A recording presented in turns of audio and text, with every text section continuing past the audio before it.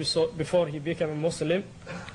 May I ask you before that, inshallah ta'ala, try to digest what the brothers are saying rather than laughing or making noises. Please try to even take notes about what's wrong with other religions that you may use for da'wah purposes. Brother Abdul Assalamu alaikum wa rahmatullah. Alhamdulillah, Rabbil Alameen, wa salatu wa salam ala Rasulullah, wa ba'd. Inshallah, as the brother said, I'm from the Jewish faith. I wasn't prepared to give this talk, so you have to bear with me, and it's, inshallah, it'll probably be extremely short. But I was brought up in a Jewish household.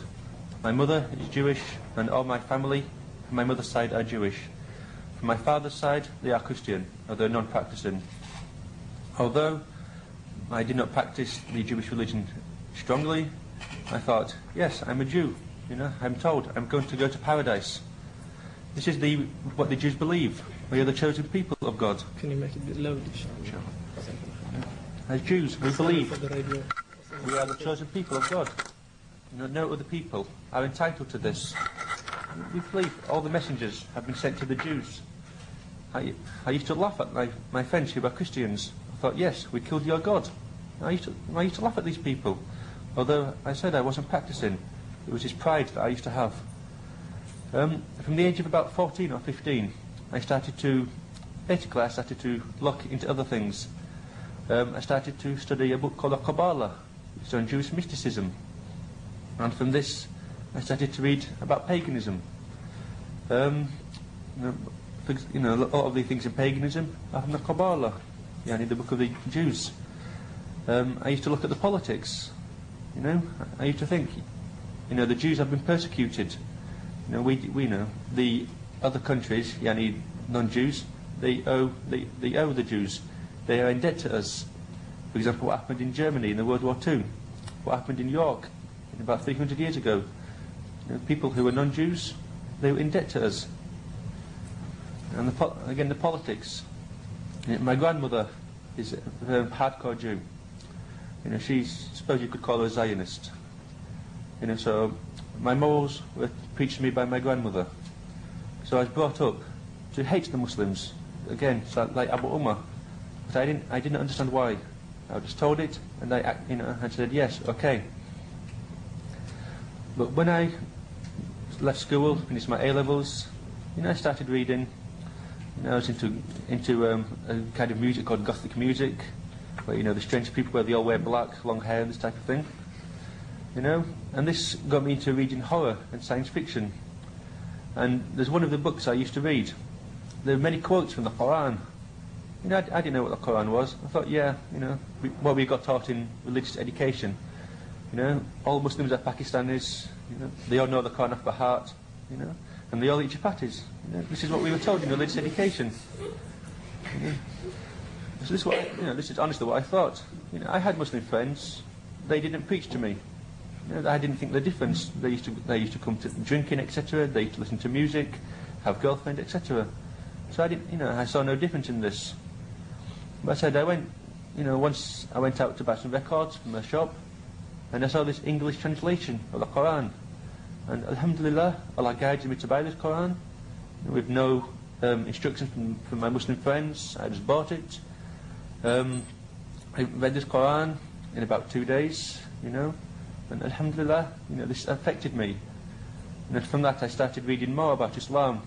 I learned after the pray, I learned the basics about Tawheed. And I used to, I compared the religions, Judaism, Christianity and Islam. And eventually, Alhamdulillah, I took the Shahada. A very short time after reading the Quran. Very impulsive. So after taking the Shahada, I was living close to my mother at the time, but in a different house. My mother she cut off the relations with me. And although she isn't practicing, and she even eats pork, so that's how unpracticing she is, she disowned me. One of my brothers, I have two brothers older than me. One of them has declared himself as an atheist, and the other one calls himself a pagan. She accepts them.